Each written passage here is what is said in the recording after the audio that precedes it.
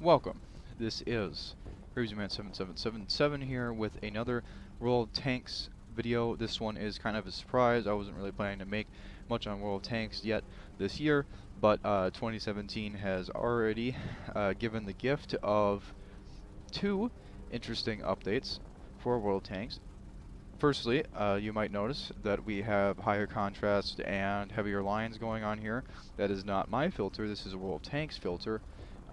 This one is the comic book update for World of Tanks on the console, and it pairs along with the War of Nations update, which is actually pretty cool. We're going to see the Fury once again, and I will not buy it once again, but I will show you guys it because somebody might want to see it, and I'll show you guys it in good old glorious HD. And then we have Tiger 131 coming up, and those are both coming on January 16th. And the starting tank for this War of Nations thing has been the Hidden Stug 3. I would have to say the worst name that they've come up with so far. I like the Hammer and the Revenant better. The Hidden Stug 3 is kind of ridiculous. I think that they should remove the Stug 3 part, at least. Anyway, this one is obviously Stug 3 with urban stuff going on. I think this is Western Front based off of the fact that its main coat of it doesn't seem to have a main coat of paint. It doesn't have like the normal Panzergrau, which is Panzer Gray, if I'm pronouncing that correctly. It instead has the more Western Front colors of kind of gray-orange going on here. Maybe a little bit of a light peach, if you will. And this one has supposed to be urban. It's got high it's got high concealment or high camouflage factor. 79 is pretty high. The regular Stug has about 61, so this is high. Unfortunately, it does come with a mobility decrease. It's got about 48 kilometers in it regular, and the Stug 3G over here has usually about 55, if I'm correct. It's a little bit ballpark, but estimates here. But that's around what I believe it is, and of course we've got all this amazing rubble on it. Looks pretty cool. I have taken the idea that this is from the tank sitting behind walls and then blowing cover on command, and then this stuff just falling all over it. And the reason why I think that, and that it's not just put on there for show, is that we have rubble on the back and on top of the engine compartment, which is not good for a tank. So, and with the cinder blocks as well, and some of the rubble is on top of this little shoe print that you can see on there. So I'm assuming they haven't moved it on purpose. So this thing's all dusty. It's been through walls, I assume. It's got these little cloth and tarp on it in different spots, and it is also got partial side skirts, assumedly shot off the others. This one is not nearly as effed up as the Revenant Panther, though. This one seems a little bit more kind of a couple months after production kind of tank, but with an experienced crew. And we also have a Der Verschet on the top of the side of the cupola there, as well as on the inside of the side skirts on this side. I have no idea what that means, but you guys can figure it out if you really want to. And with this update, the non-comic book elements are going to be the other two premium tanks, but as well we have some emblems. Have, of course, special emblems. Have the War of Skulls, my favorite. Skulls with little flags inside instead of white. War of Helmets. Helmets for the tankers of both sides.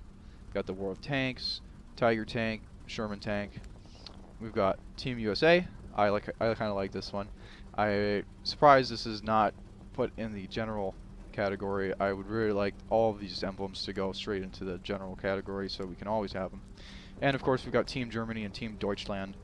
Of course, both meaning Germany. And that would be it for that.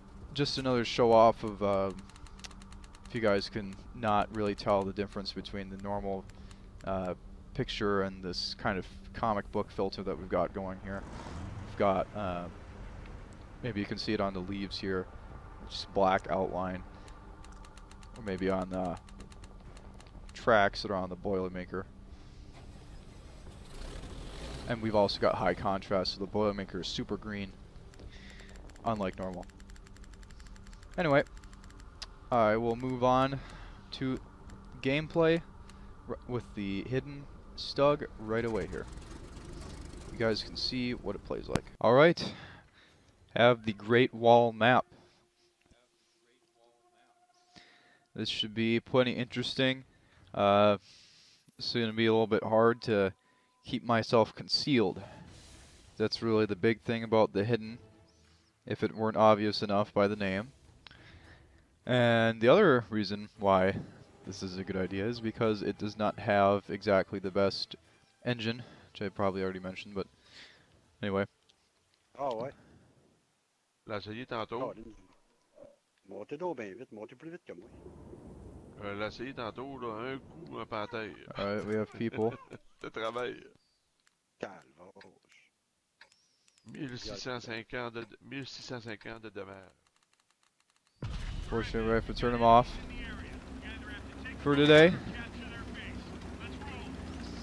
As you can see, we have the good old comic panel around the entire screen here, and everything kind of looks like it's a little bit illustrated farther out from the kind of area of normal area, I don't know, like surrounding area of the tank itself, where everything is obviously moving around in a 3D space. So I think it's pretty interesting to see those areas all the way in the back there looking like they're skybox and whatnot, because I know for a fact that if you pay attention enough, they are 3D objects. So it's pretty interesting to see them far away like that. What I find really funny is that I've actually used a filter that did exactly this on a screenshot before when I was adding a cartoon to it. So that I found extremely familiar when I saw when I played my first game in this mode here, which I think is kind of funny that I've seen this before. So I honestly did not expect this in the slightest. Like I said before, I haven't seen any news about. I'm just like, oh great. Oh no, he doesn't see me. He does see me now, which is why to get him good. Oh, we can see him, and he's not going to move. Clearly, a man who has not played the Stug before, or a woman. I don't even know. So let's get around here. What's kind of funny is that we have all these cinder blocks and rubble and whatnot from, you know, Europe, and so we're driving around in Asia right now. Quite an interesting thing. This is not the ideal, well, for the Stug, for this Stug, this is the ideal area. But this is not the ideal area aesthetics-wise for this particular tank. Cannot see any of this. Been told that apparently we are to have an update to World Tanks on the Xbox version. I don't know about the PS4 version. I'd have to keep up on their news. But I've been told, and I've seen, that we are going to actually get a update where we can, like the PC version, remove foliage from the sniper view so that we can see what the fuck is going on. I would love that.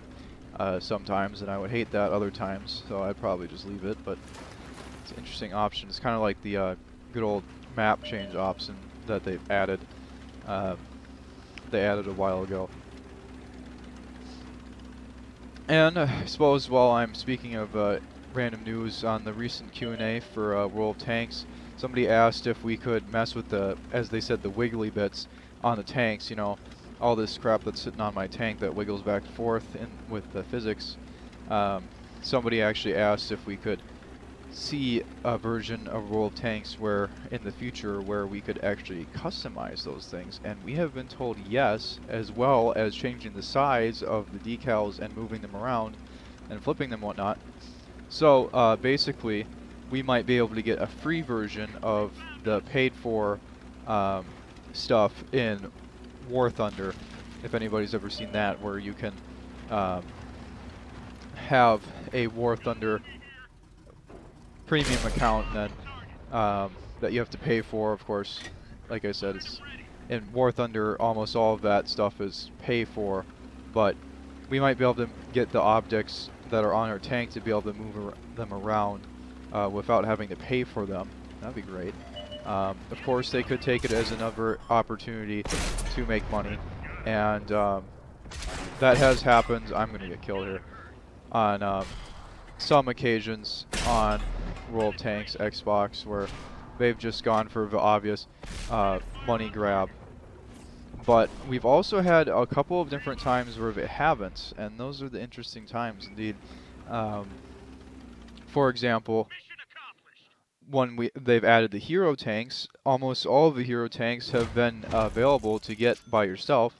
Of course, only the recent one was actually within attainability for regular people, but I got it, so you know, we're getting there, guys.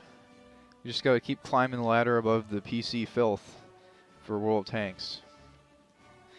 Only for World of Tanks, though, unfortunately. And with that nice picture, leave you guys today.